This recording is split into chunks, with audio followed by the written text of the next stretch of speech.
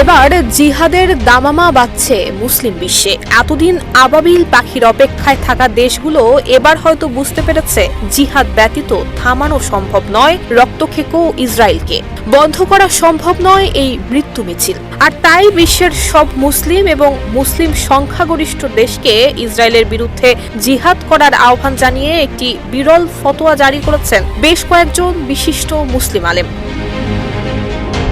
আল্লাহ তাআলা স্বয়ং ইরশাদ করেছেন, তোমরা আল্লাহর পথে সংগ্রাম করো এবং জেনে রাখো আল্লাহ সর্বশ্রোতা এবং সর্বজ্ঞ। তবুও যেন ইসরায়েলের নৃশংসতায় চোখে কালো কাপড় বেঁধেছিল মুসলিম দেশগুলো। বিশ্বের 57টি মুসলিম রাষ্ট্র অসহায় হয়ে পড়েছিল ইসরায়েলের কাছে। ফলাফল, নির্যাতনের মুখে বিলীন হওয়ার পথে ফিলিস্তিনের মুসলিমদের অস্তিত্ব।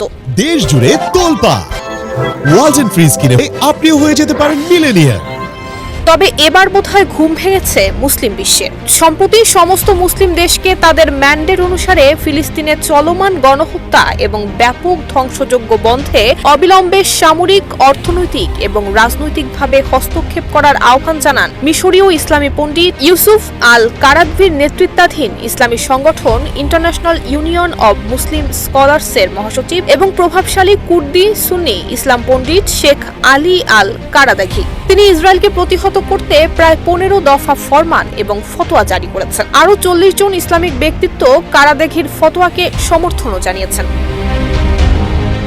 যেসব মুসলিম দেশের সঙ্গে ইসরায়েলের শান্তি চুক্তি রয়েছে সেগুলো পুনর্বিবেচনা কিংবা পর্যালোচনা করার কথা বলেছেন মুসলিম নেতারা। একই সঙ্গে মার্কিন প্রেসিডেন্ট ডোনাল্ড ট্রাম্পকে তার নির্বাচনী প্রতিশ্রুতি অনুযায়ী আগ্রাসন নির্মূল এবং শান্তি প্রতিষ্ঠায় মার্কিন মুসলিমদের চাপ সৃষ্টির আহ্বান জানান তারা। গত জানুয়ারিতে ক্ষমতায় আসার আগে নির্বাচনী প্রচারণা বন্ধের সময় বারবার যুদ্ধ বন্ধ করার প্রতিশ্রুতি এবং অস্থায়ী যুদ্ধবিরতি ঘোষণার কথা বললেও ফিলিস্তিনের বিরুদ্ধে ফের যুদ্ধ শুরু করতে ইসরায়েলকে ইন্ধন দিয়েছেন মার্কিন প্রেসিডেন্ট ডোনাল্ড ট্রাম্প।